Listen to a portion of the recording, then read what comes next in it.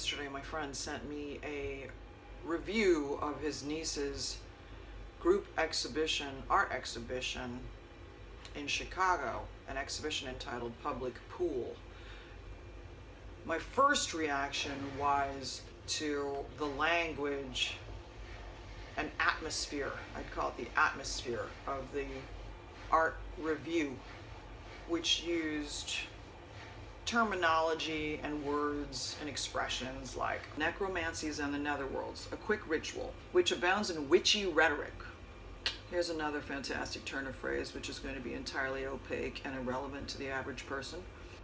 Public pool skewers the sort of networks which are predicated on male-dominated homosocial bonds, etc., etc., etc. It just illuminated the chasm between mainstream America and the cultural elite, the liberal, progressive cultural elite. Like if you were a post-industrial unemployed steelworker who was 55 years old and living in Ohio, where I grew up, where they banned the first Mapplethorpe exhibition, you would look at that with deep disgust, disdain, and contempt. Art can't live in this little ghetto of liberal elite fascination.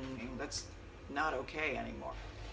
Right now, the last thing we need is more art which is cute, ironic, elliptical,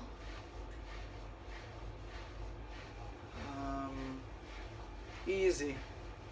It's easy to make art like this neon vagina, which in the name of a feminist cause appropriates a trope like a vagina and puts it into a bubblegum format like a neon sign, but I'm sorry, that doesn't work right now.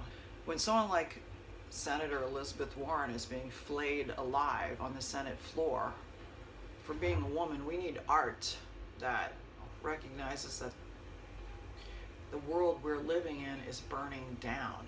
So messages need to be delivered in language formats, ideas which are unapologetic and which are capable of engaging the viewer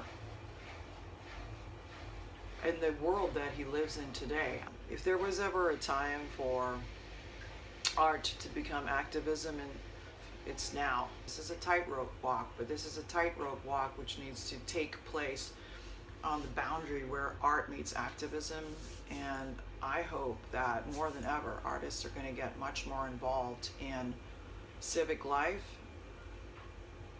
and engaging fiercely with the society that we live in. Art is not here to look good on a wall right now, so I'm sorry, but neon vaginas aren't cutting it for me today. Now, I want to make it clear, I haven't seen this art exhibition. I think I'm probably reacting mostly to the neon vagina, which felt really, it was cute and self-indulgent. It felt completely besides the point. This review rubbed me the wrong way, despite being absolutely brilliantly written and peppered with sardonic turns of phrase.